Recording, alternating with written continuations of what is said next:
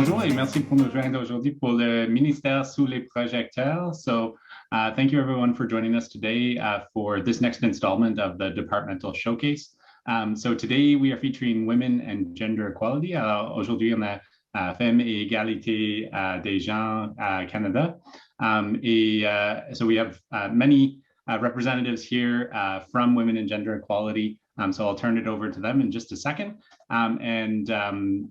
Very excited for today's presentation, and definitely join us for subsequent features of the Departmental Showcase every Tuesday until August 15th, I believe.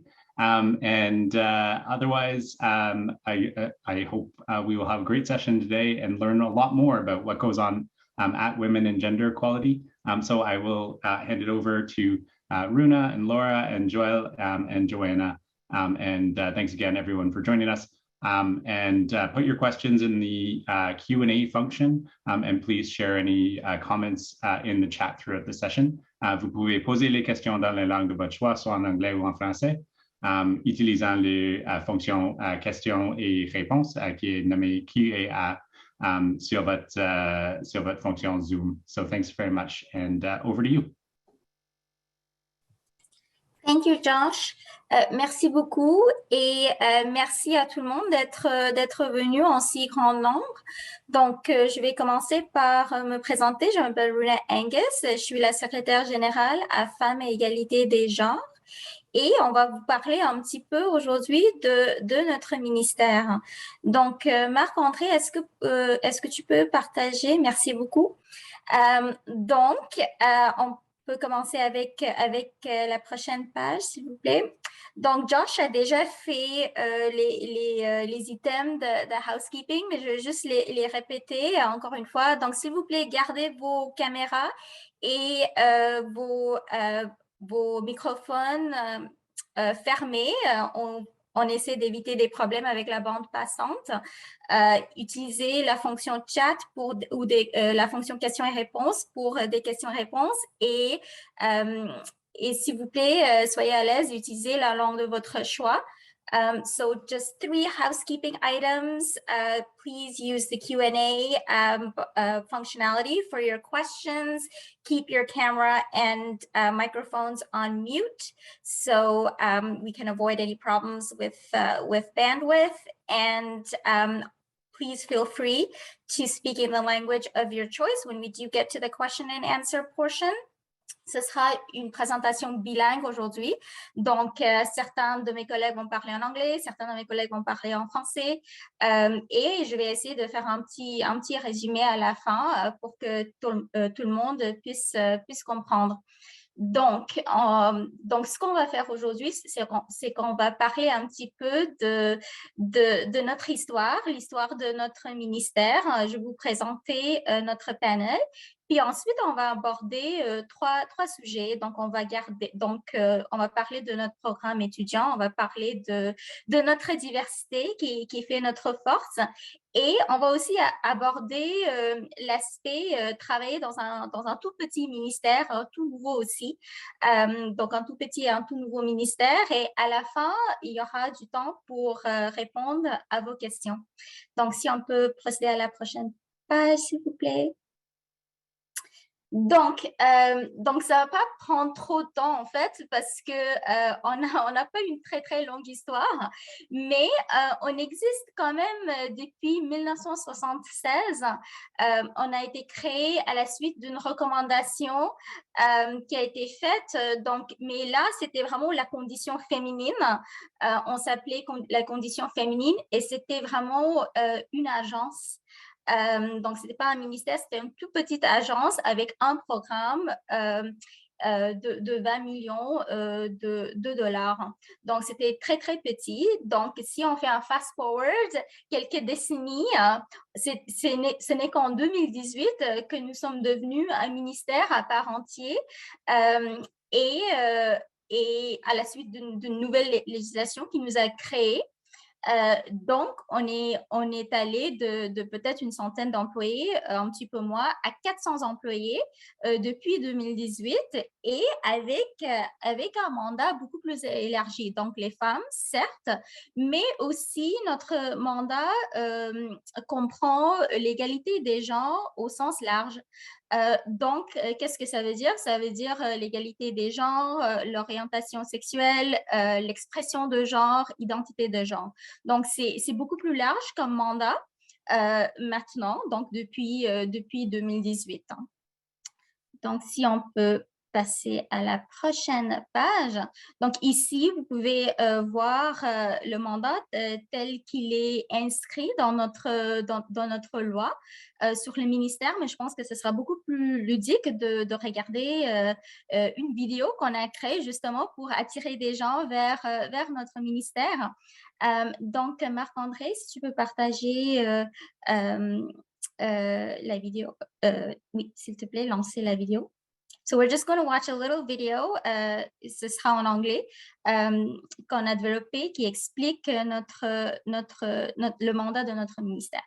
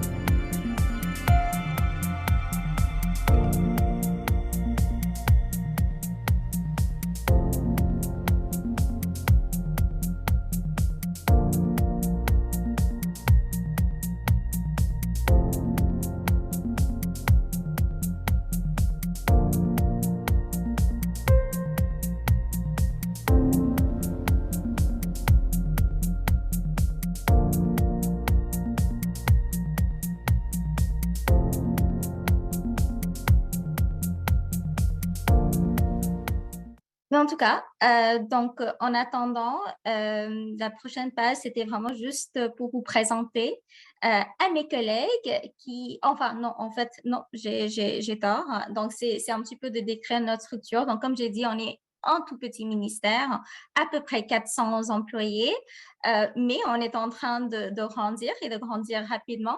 Donc, on est toujours à la recherche des gens motivés. Et donc, comme tout petit ministère, on n'a pas une grande structure. On a évidemment notre sous-ministre qui est Gina Wilson et on a que 2 sous-ministres adjointes. Donc, il y a le côté opérationnel, donc tout ce qui est communication, programme, service corporatif et le secrétariat général qui est ma direction générale.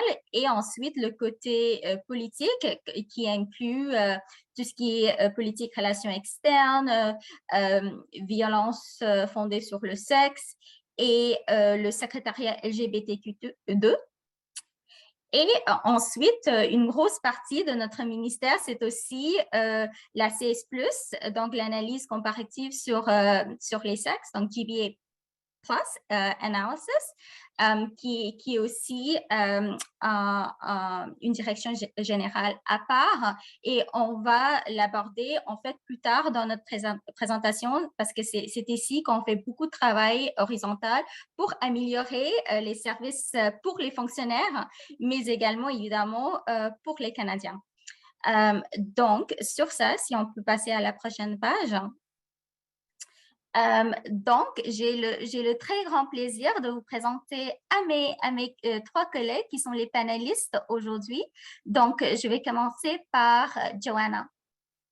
Joanna, do you want to introduce yourself?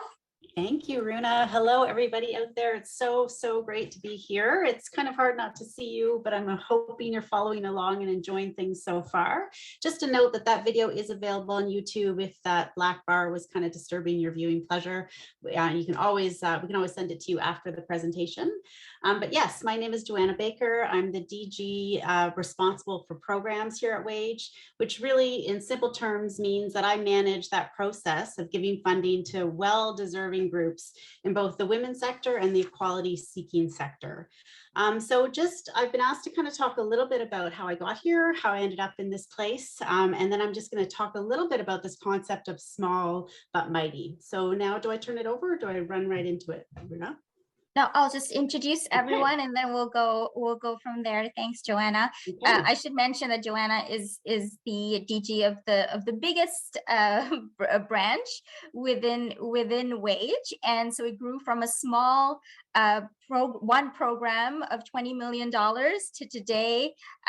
We do grants and contributions for several $100 million a year. So while that still may be small compared to some of the departments out there, I'm looking at ESDC and defense, but we have grown very, very rapidly in a very short time. Donc, je vais passer maintenant à Joël.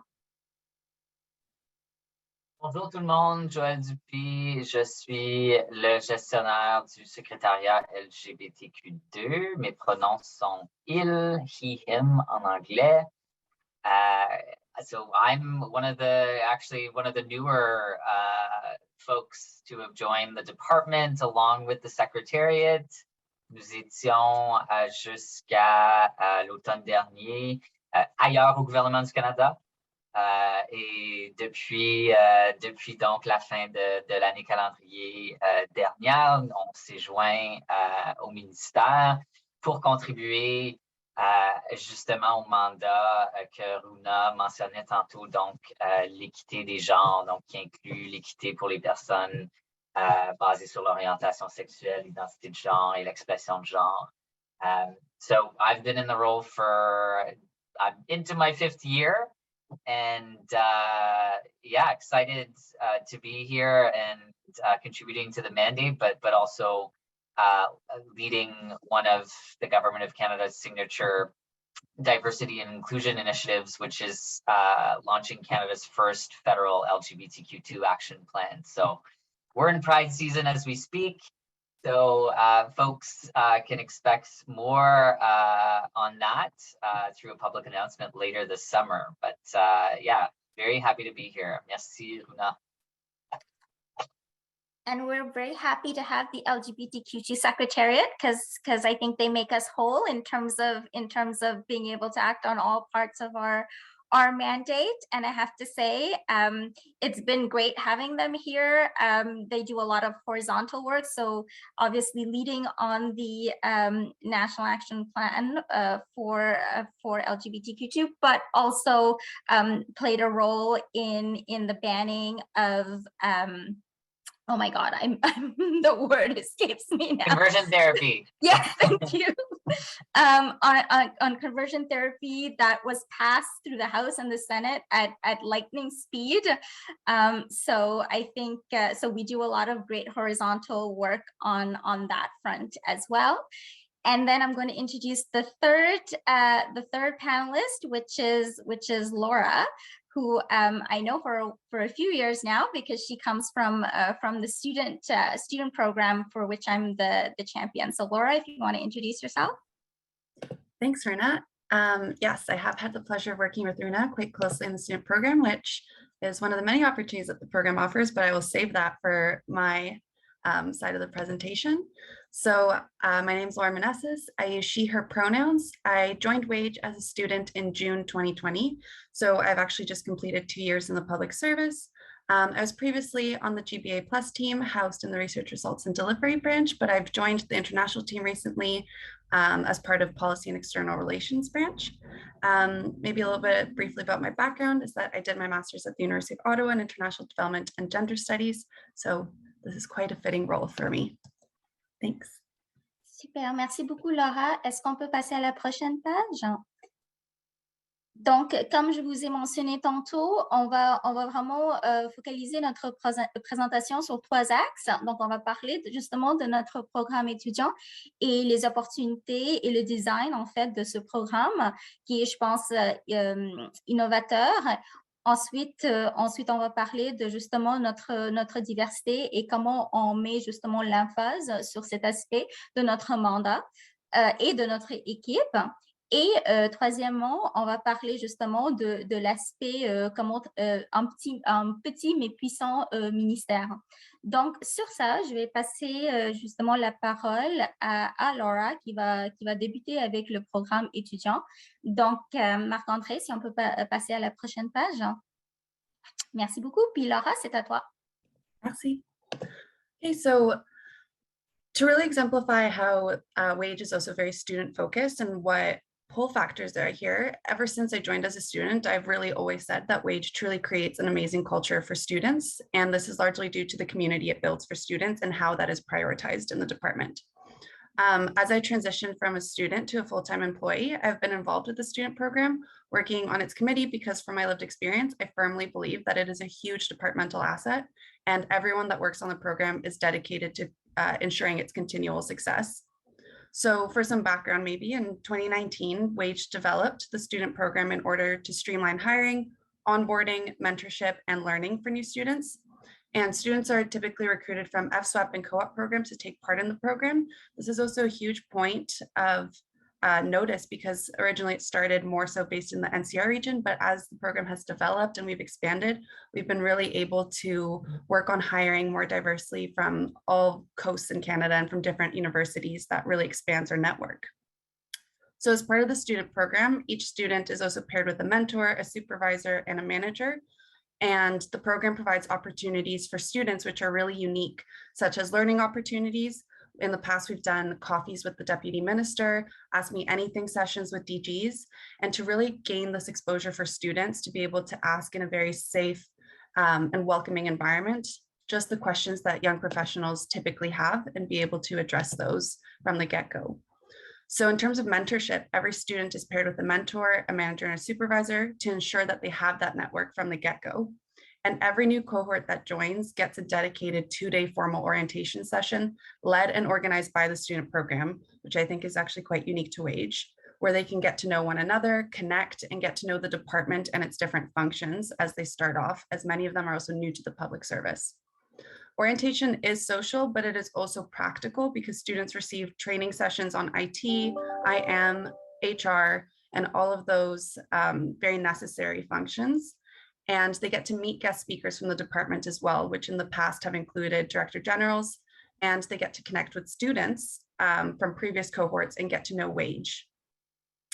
So another really unique part of the student program that really shows the dedication that I really want to highlight is that every summer cohort also undertakes a Wage student challenge.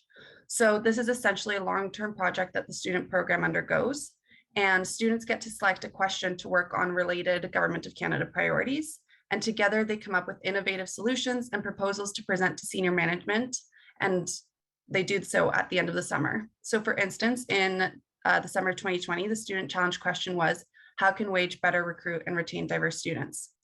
After months of work, extensive consultations with different branches, previous student cohorts, and plenty of research, the students came up with a series of short and long-term deliverables to address this question. And they delivered a presentation to senior management and received strong buy-in to support their solutions and implement them throughout the year. So now we continuously have diverse cohorts with that presentation from diverse communities as well. All in all, this is to really showcase that the Student Challenge is an opportunity to connect with other students and innovate for the department. So it's really making the most of it on both ends. So students gain valuable experience, meaningful work, and exposure to others in the department, including to senior management and the Deputy Minister, while the department also gains access to innovative ideas and proposals. It's a way of building community and keeping the department engaged with its students both ways. This really makes Wage a student-focused environment that seeks opportunities to uplift and support its students through meaningful engagement at all levels. Moreover, I also want to highlight that the student program is continuously seeking to expand its network and has been working with the department's young professionals network to break down silos and connect young professionals with each other and offer an abundance of career development opportunities. So in this sense, the student program really is a by us and for us model. This is largely also informed by GBA+. I'd be remiss not to mention that.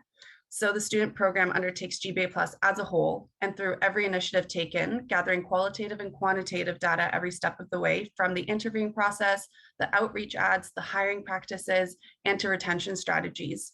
This has been a continual process that builds on itself through strengthening efforts and broader engagement since its inception. And GBA+ has been embedded from the start and not after the fact. I think the student program really exemplifies the demystification of GBA+ and how it's really put into practice as something that is simple and placed into our everyday and every decision we undergo. And the program also does a GBA+ every year so that it does not become a stale model to see what worked in 2019, what's not working in 2020, what's working in 2021, and how we can continuously make it an iterative process. So with a by us and for us model, students' needs are placed first, and as GBA+ demands, through identifying these needs, gaps are marked and filled with our resolutions and deliverables. GBA+ constantly builds on itself, and that's exactly what the student program aims to achieve as it is passed on from one cohort to the next. So the program creates opportunities for students to lead the way, and all of these elements foster a really strong student community. Students feel like they have a network and a support system, making Wage a very exciting hands-on place for students and young professionals to join. And that also comes from my experiences with the program, and I really look forward to see the future of it and be a part of it. Thank you. Laura, do you mind, just from your expertise of the GBA with the GBA+ team, just giving like a short sort of snappy definition of GBA+ for those of us who may be hearing about it for the first time? Yeah, so GBA+ is gender-based analysis plus, and it's really it's an analytical tool that is really used to ensure that we kind of consider everyone in our policies, initiatives, and any program that is undertaken by the Government of Canada. It's a five-step process where we have to identify the needs of people. We need to consult, engage, and really consider diverse communities in every decision-making practice. And it's a way to really mainstream intersectional gender considerations. So there are a ton of resources, and we can deep dive into it as well, where questions are asked every step of the way. Qualitative and quantitative data are used to inform each decision. And it's really a way to ensure that we also reach equity, diversity, inclusion goals. Thanks, Laura. And I will reemphasize the point that students have a real opportunity to make a difference within the department, not just because of everything that Laura said, but just by the numbers as well. As you can see, 102 students hired since 2019. I mentioned earlier in my presentation, we're about 400 employees. So that's a lot of students that we do hire every year, and they make a very real difference in all of our lives. Merci beaucoup, Laura. Donc si on peut passer à la prochaine page, et je vais passer la parole à mon collègue Joanne. Merci, Runa. And building on what Laura was saying, absolutely this slide I think is helpful and, infuses the work at every level in not only who we are, but what we do and certainly how we do it. Donc, dans qui nous sommes au secrétariat LGBTQ2 depuis notre création, même qui prédate notre présence à Femmes et Égalité des genres, les stratégies d'embauche ont priorisé non seulement les groupes officiels d'emploi équité, mais on a également considéré que l'expérience vécue et des facteurs d'identité sont importants comme considération pour assurer la représentation des communautés dans toute leur diversité. Donc, l'expérience vécue est priorisée chez nous. What we do, I think, is also a big part of our diversity. There's been mention of funding for community-led work. That is a big part of Wage. Donc, le financement que Joanna met en œuvre par l'entremise de subventions et contributions est essentiel à ce mandat-là qui est vraiment centré sur l'action par les communautés, pour les communautés, en lien avec toutes sortes d'initiatives d'équité des genres, dont, mais je vais parler encore une fois du programme que je connais le mieux, mais le programme qui existe de subvention et contribution pour les communautés LGBTQ2. Ça a été créé en 2019, une toute première pour le gouvernement du Canada, puis on voit déjà les retombées au niveau du renforcement des capacités communautaires, à la fois pour desservir les communautés, mais aussi dans la capacité des communautés à revendiquer auprès du gouvernement du Canada pour participer au processus d'élaboration des politiques. And so I think how we do it, that third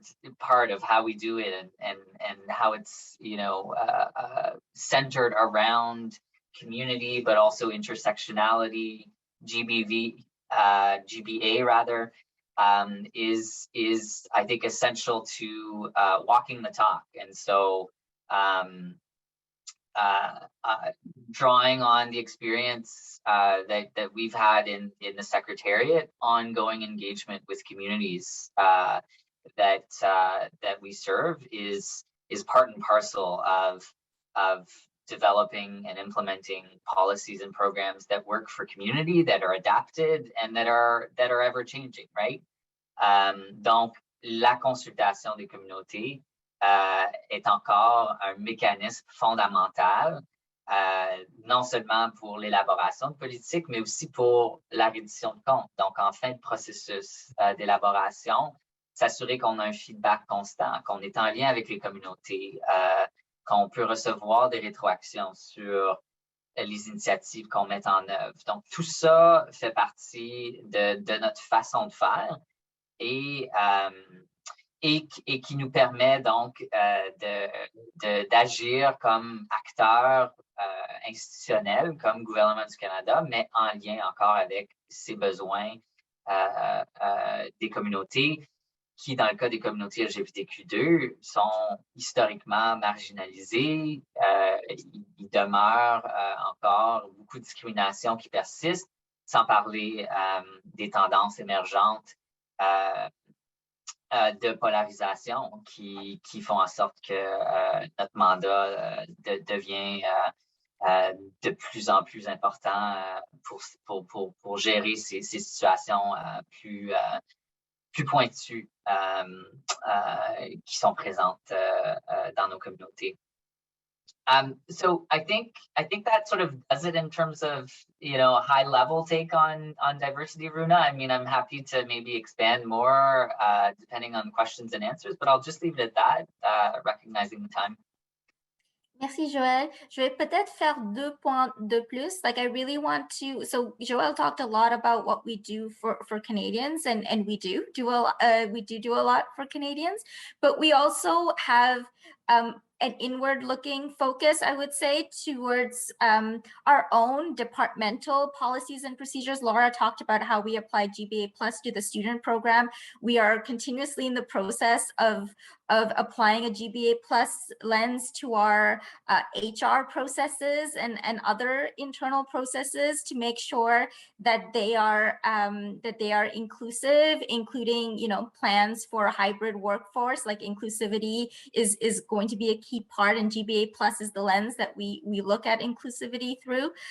So we apply it, you know, when Joël says walking the talk, that's how we do it. And we also play an important role on files with other branches to make sure, and that includes not only their outward sort of Canadian focused programs, but also their internal policies and programs. We're always here to lend that expertise to our colleagues across the federal family, not just in terms of NCs and Treasury Board submissions, where people may call us up and ask us for our expertise, but also at all steps of the like I said, internal and external policy making process. So I just wanted to make those 2 points as well. So what we do has very real visible impacts, not just on the lives of Canadians, but also our colleagues across the federal family. Et sur ça, je vais passer à la prochaine page. Donc, c'est Joanna qui va nous parler un petit peu de comment c'est de travailler dans un petit ministère. Vas-y, Joanna.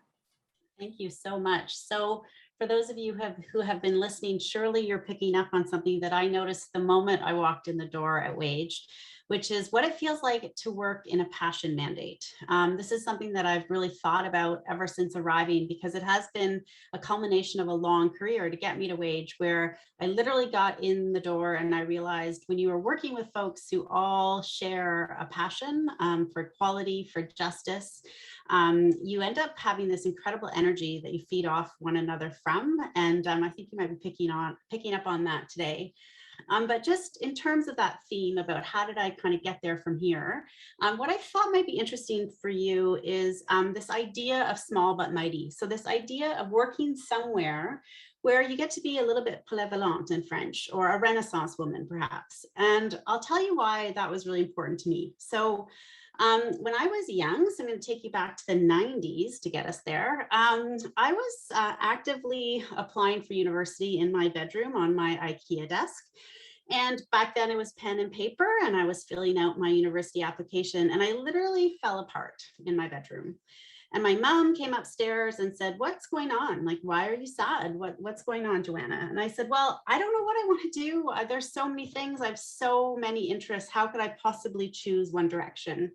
And she said to me, "Well, maybe you're not ready. Maybe you need to take a break from school and you need to go and see the world and find out what makes you happy." And so that's what I did. I took off and I did a really important trip. I spent a year traveling in South America. And one of the most pivotal moments on that trip was this. I was on a bus heading from Peru to Bolivia in the Lake Titicaca region. And this gaggle of other travelers came onto the bus, and they were really cool, really cool. So of course they caught my attention. They were what you would expect the typical cool travelers to look like. And they kind of brought this young woman under their wing and said, "Come sit with us." And they were traveling over the border because they had to renew their passport or their visa between Bolivia and Peru. And they said, "Tell us about you. What are you up to? What are you doing?" And I said, "Well, I'm on this year off because I don't know what I want to do with my life." And they said, "Well, we're journalists." And I was like, "Oh, wow, that's interesting. Tell me about that." And they said, "Well, the best thing about being a journalist is you get to do a little bit of everything." And that's what I wanted to talk to you about in terms of being at Wage. When you work in a small department, that is definitely one of the pros. You do either get to do a little bit of everything, or you work in close contact with everyone who is doing a little bit of everything, which is what this sort of word cloud slide illustrates for you. And if you're anything like me and you are polyvalent or Renaissance, that is really exciting. You get to really, truly touch all these different files. And what a small department like Wage does, where you're 400 people, is really open your eyes to everyone else's realities. So in terms of me, I started out at Public Works, which at the time I believe was about 17,000 people. I then moved on to NRCan, which I think was about 6 or 8, don't quote me. ESDC, when I was there, 25,000 people across the country. I went to the Canadian Intellectual Property Office, which was about 1,500. And then I got to Wage, where I realized those things that I had told the journalists that I was interested in, the things that made me feel like I had so many diverse interests. So I'll name them for you. And I call this theming, like these were my life themes, right? So, you know, I had gone deep in my life on learning about women who travel. I'd gone deep in my life on apartheid and understanding the root causes of apartheid. And I was right in the thick of Mandela and all that era and learning about it. I protested the Gulf War in Toronto, on the streets of Toronto. I had, you know, looked at women's history as my minor once I went to journalism school, as per the advice of those amazing travelers. And what I realized was these themes were reoccurring. So women, justice, equality, words, communication. And those themes all really culminated, I would say, when I stepped up and got this job at Wage. When I got tapped on the shoulder to say, would you like to come to Wage? I was really excited. So I spent the first 15 years of my career working in communications. Then I moved on to be a chief of staff and to work for some senior leaders. Then I went on to do intellectual property work. And then really, when I felt like the world was my oyster and I'd really found my home, it was when Wage came calling. And there was this great convergence of all the things and all the themes in my life. So mandate is really important, and passion mandates are really exciting. And if you are interested in touching a bunch of different things, whether it's strategic communications, research, correspondence, parliamentary affairs, I'm part of most of those dialogues every day at Wage, and my colleagues are out there doing those things, and I get to stay involved in all of them. So one really good example of what we do in the programs branch, and as Joelle mentioned, and Runa and Laura, one of the things that Wage does is we actually give money out to community to make sure that the women's sector and the equality seeking sector is alive and well in Canada. So in COVID, you can imagine that we had a pretty big moment. Some of you are familiar with this language, I'm sure, but what COVID-19 brought on was what was called a shadow pandemic for women. And for others experiencing gender-based violence.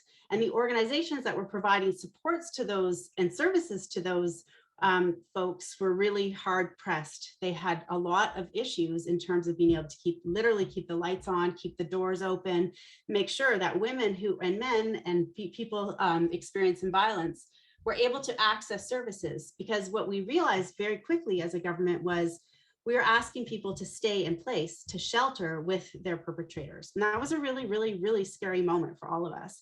And so what we quickly did in COVID was mobilize and make sure that those supports could continue to happen for people so that they had a place to turn.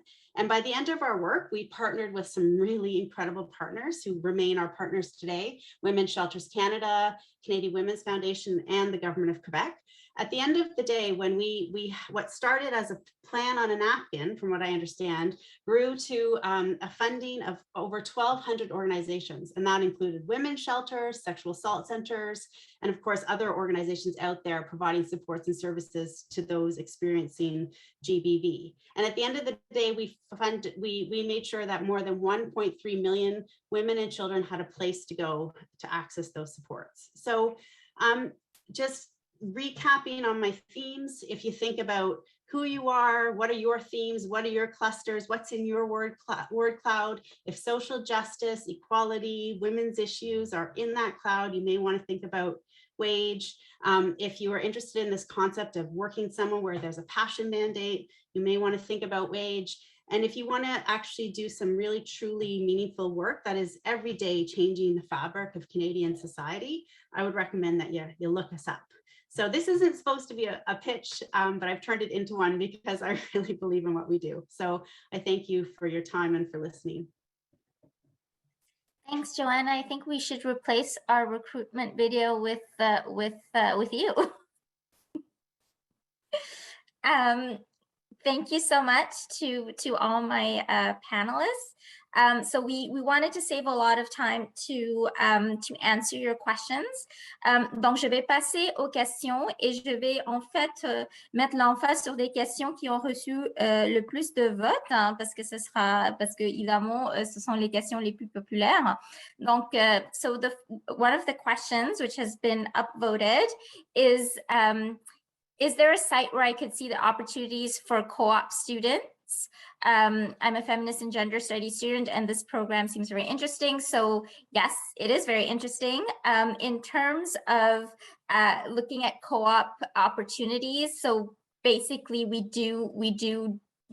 co-op and FSWEP, they have a certain cycle for recruitment. So we recruit obviously in every term is when we recruit. So right now we're recruiting, for example, for the fall.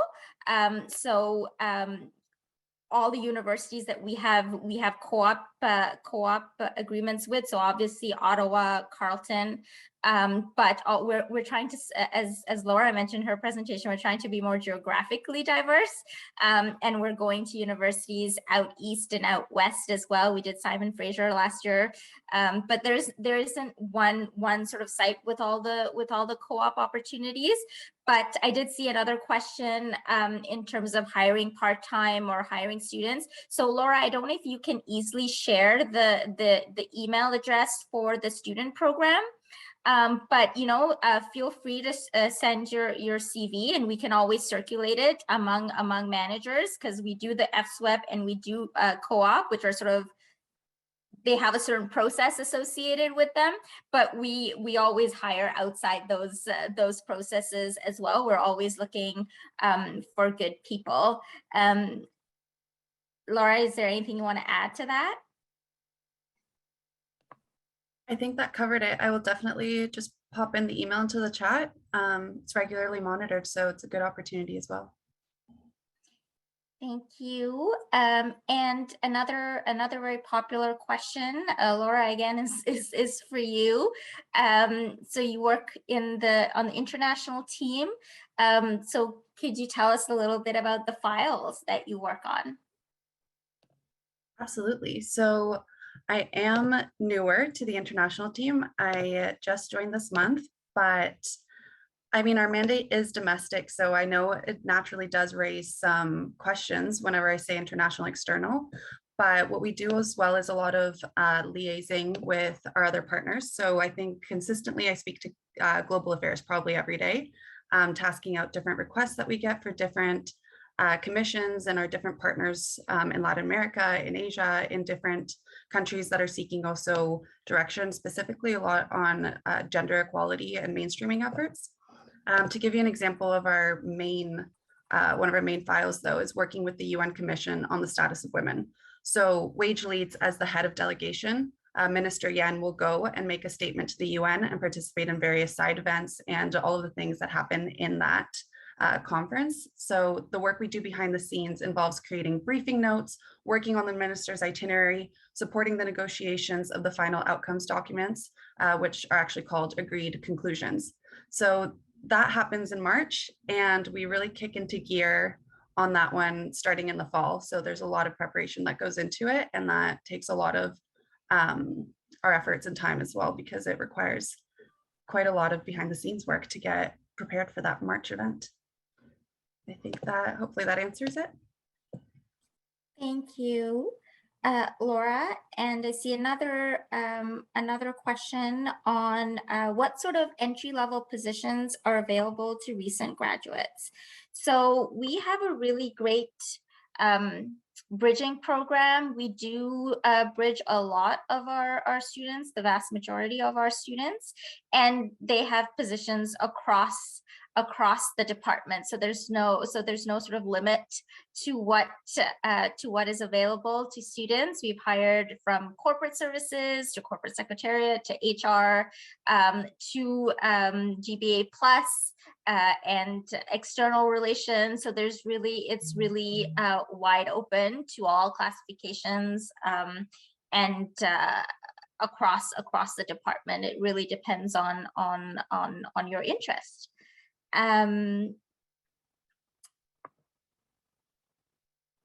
So moving on to other upvoted questions. So there are two questions on a remote hybrid work model and whether most positions are in person or remote. So we, like most departments, have been working in a hybrid model, and that's worked very, very well for us. Obviously, as everyone else is, we're exploring, or I should say, we've worked in a majority remote model over the past 2 years, and what we're exploring is a move to hybrid, and really au sens large, like really, you know, in the broad sense of the term hybrid. So we're not talking about a return to work, back to 9 to 5, Monday to Friday. As I said, we're really walking the talk and wanting to make sure that whatever our new normal is, it is inclusive, it is flexible, it is accessible. So, you know, we're working through what that means, but we've been very successful remotely. And I think we want to see what are the benefits of being at work. So whether that's collaborative work, whether that's working on secret documents. So it's not about really necessarily going to work from 9 to 5. It can be mornings, it can be 2 days a week. It really depends on how we can be the most efficient and most effective in accomplishing our mandate. And presumably that's going to involve some kind of in-person contact at some point. But we're working through that as everyone else is across the federal family, but obviously keeping a close eye on we sort of establish some principles that we'd like to follow: accessibility, inclusivity, flexibility, innovation, and obviously health, safety, and security. Do any of my colleagues want to add to that answer? Only, Runa, to say that was a great answer, exactly it. But of course, we're walking the talk in terms of GBA plus as we're looking at that issue. I don't know if you can see in the background, I have really annoying teenagers running around behind me. For me to go back to work right now would be challenging full time. I've reset my life to make sure that I'm around to drive them at lunch to places, etc. So as a mom of young kids, my experience is really taken into consideration at Wage. And so I think we are looking at it from a GBA plus lens. What does a move back to the office means? How can we apply the flexibilities we've always believed in? So yeah, it's going to be a new day every day in terms of what we're doing. And Runa's right, we're certainly exploring all options. Some of us are going in a few times a week because we want to. We're encouraging our teams to do the same. And the next question is thank you, Joanna. The next question is for you, Joel. What are some of? Oh, did you want to jump in on the previous? Go ahead. How about I take the question and then I'll answer both. Okay, yeah. Perfect. So, what are some of the projects that the LGBTQ2 Directorate works on? Thank you for the question. But on the topic of working from places outside of the federal capital, I'll just say that as a hiring manager, my primary interest for myself as a manager, as a, I don't want to say selfish person, but also beyond that, ensuring that we're fulfilling our mandate as a government of Canada, tapping into the best talent is really what I'm looking for. And so what that means is getting CVs from folks who are based in all parts of Canada and figuring out what works in terms of a solution. And when there's a nice alignment in terms of qualifications and needs for the organization, these things can be sorted out. And I think, to Joanna's point about, on applying GBA, I think it's also applying an approach that works for individuals who have tremendous talent that, with restrictive old school policies of, who and where and how people need to enter a workspace, that limits our ability as a federal institution. It limits our ability to deliver on our mandate. And so that's kind of my philosophy when I think about it. So absolutely that flexibility and really seeing, what's out there in terms of people who are interested in government, but who may not necessarily be located in Ottawa-Gatineau or able to move here in the short term. So that would be my contribution to the first question.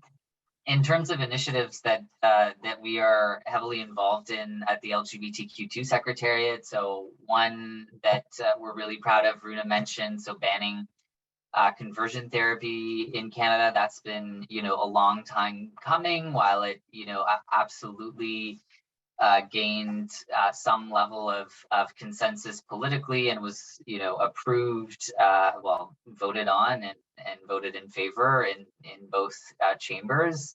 There was a lot of work involved in that, both in understanding the practice in Canada, and so that's where the Secretariat really provided expertise and advice to the Department of Justice lawyers who knew more about the criminal code and how that instrument can be utilized to ban harmful practices. And so criminalizing conversion therapy meant understanding how the practice exists in this country, who it affects, and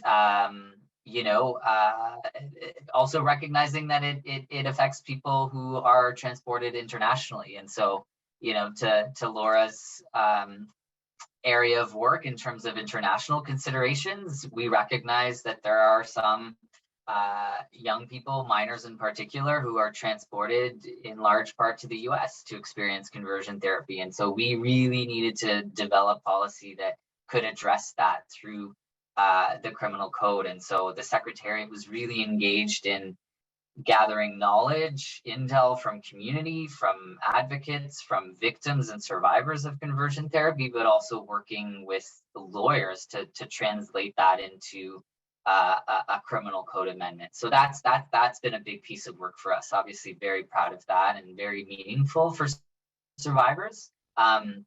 Going back, I would say prior to that, there's been a lot of really important work going into amending the Human Rights Act to protect the rights of trans and non-binary people on the basis of gender identity and expression, which we know, in the North American context, there's growing discourse that places the rights of trans people that makes them, more vulnerable. And so that legislation is important, but also how do we utilize other tools like funding for community-led initiatives to provide gender-affirming supports, community spaces. That's also part of our work, is seeing how through our funding instruments we can actually enable work and safeguards within community spaces. When the law can only go so far, right? So that's another example of the work. I mentioned at the top end this federal action plan, Canada's first action plan on LGBTQ2 issues.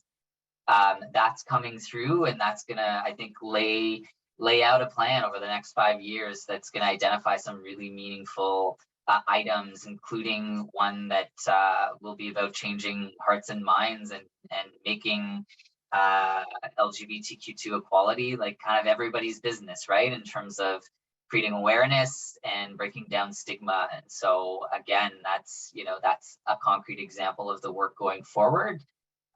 So please stay tuned if you're interested, because our minister will be announcing that action plan later this summer. So thanks for the question. And Joelle, if I might add, it's so funny, those examples are exactly what was going through my mind when I got the extreme privilege of being on Parliament Hill. I think it was about 3 weeks ago, where our colleague Fernand was the MC at the event that raised the LGBTQ2 flag on Parliament Hill for Pride season, where our Prime Minister, our Minister, and supporters from across Parliament, from both sides of the House, all sides of the House, were there in support. And I remember thinking about you and your team that you were there, and what it takes to get here, to be on the Hill and to see your colleagues' work sort of symbolized in a pretty important moment on Parliament Hill. So I agree with you wholeheartedly. Those are awesome examples, and we're all really proud of them. I have to say my biggest memory from the day, apart from being able to share in Fernand's pretty huge career moment for him, was actually seeing Joanna and some of my colleagues for the first time in person. Might have actually a little bit overshadowed the raising of the flag for me personally, but yeah, it was what a great moment, and what a great privilege to be able to share that moment with the LGBTQG Secretariat, and seeing them in 3D for the first time. So moving on to another question. So is wages work mostly on the program side or the policy side? Joanna, do you wanna answer? Do you want to take that one? Yeah, sure. It's such a good question, and it lets me talk about something that I love talking about, which is the policy program service continuum. So what I think is really interesting, again, back to this theme of a smaller department, is when you're running a program or programs like we do at Wage, and you're running programs in a really small department, you are working hand in glove with your policy colleagues every day. And so it's true that our bread and butter is my area, the program area, where we are distributing grants and contributions out to Canadian organizations.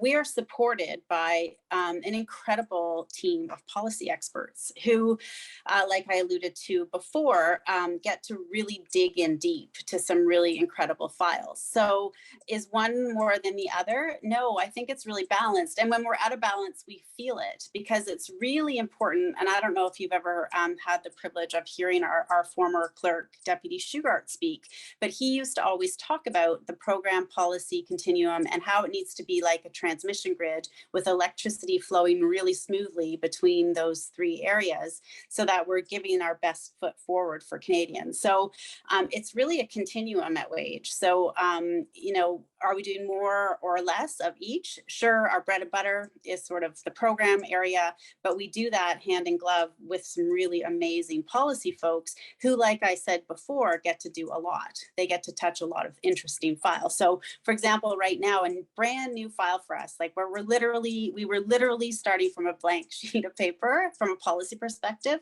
was on the Menstrual Equity Fund. So in this last budget, the Government of Canada announced that it would be standing up a menstrual equity fund. And so my policy colleagues have gone ahead and rolled up their sleeves and figured out what that means. So they've done the environmental scans, they've looked at the needs, they've looked at international best practice, and they're working out the policy approach for that particular file. So I hope that answers your question. It is really truly a blend of both, and we rely really heavily on each other to make sure that transmission grid between policy, program, and service is running smoothly. Can I add to that, Joanna? Because I'm certainly more on the policy side, and I think, you know, that example you just described is incredible, and maybe I'll throw in the added example of the LGBTQ2 capacity fund. Right, the Secretariat was involved when it was first announced in Budget 2019 as policy folks to say, hey, okay, these are the capacity needs at the ground level. This is how we, you know, need to design a program initiative prioritizing a diversity of organizations, both large scale, sort of, you know, national stakeholder types, but also emerging organizations, but also recognize that in some areas of the country, there are no service providers or community-based organizations. So how to create exceptions, for example, for providers who want to do, you know, some work outside of their core mandate that's, you know, maybe not LGBTQ2, but to, you know, figure those things out at the policy level, and then sort of hand that off to Joanna's team that then runs the program and signs the agreement.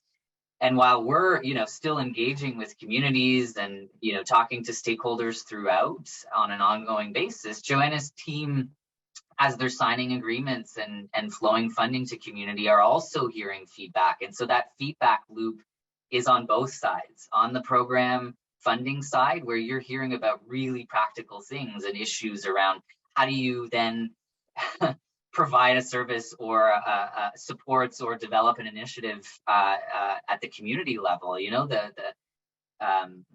the life cycle of a project at the community level, that type of intel, and practically how that works and how money flows and how community can manage public funds adequately. Joanna's team is hearing about that firsthand through program officers, while we're hearing about it, you know, in different ways. So it is, as Joanna says, that it's a continuum, very shared work. Merci beaucoup. Merci beaucoup, Joël. Et il est maintenant 14h30. Donc, je vais peut-être redonner la parole à nos collègues, à nos amis de FYN pour peut-être clore cette session. Josh, Haley.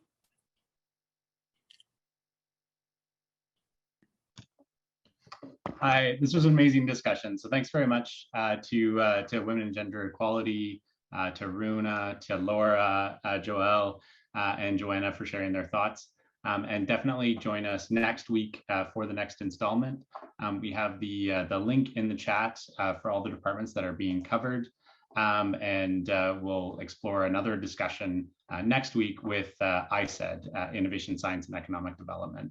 But thank you to each of you for sharing your thoughts and experience and telling us more about what goes on behind the veil of women and gender equality. So very happy to hear your experiences, and I'm sure we've seen in the Q&A there's tons of interest in joining WAGE from students and from young and new public servants. So that's great to see.